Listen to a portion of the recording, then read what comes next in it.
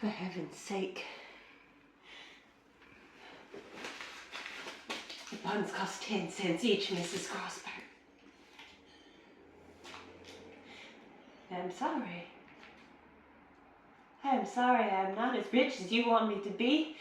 I'm sorry that my father didn't leave us with more. We've thought of selling the house many times. We think of it all the time.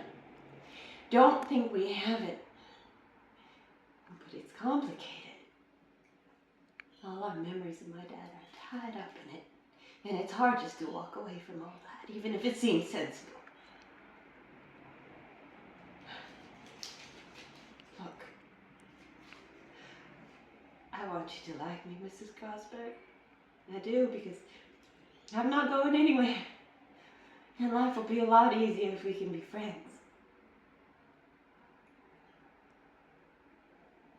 I love Arthur. I love him. I love your son. And he loves me. I know I'm not perfect. I know my family seems pretty lousy on paper, and I don't have the know-how to prove otherwise. I know rich is better than poor. But I'm just 18, Mrs. Grosberg. I can do a lot of things, Mrs. Grosberg, but I can't make myself rich. I can't make my daddy alive, and I can't make him more responsible with his money when he was alive. I can tell you he was great. And I loved him a lot. And I miss him a lot. I can tell you that even though he maybe spent too much, he did it out of love. And he had an enormous respect for the right things. For education. For culture. He came over from the old country when he was 9. By himself, Mrs. Grosberg, and he worked. He worked hard, and I promise you, I work hard too.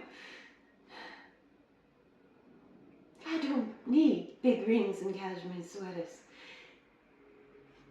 If Arthur likes to buy them, if he is proud, as you say, fine.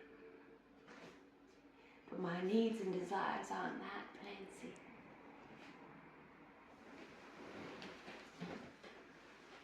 I'm going to put school on hold and work to support him while he's finishing his philosophy degree. And I know there aren't a lot of rich philosophers, Mrs. Grosberg. And that's okay by me.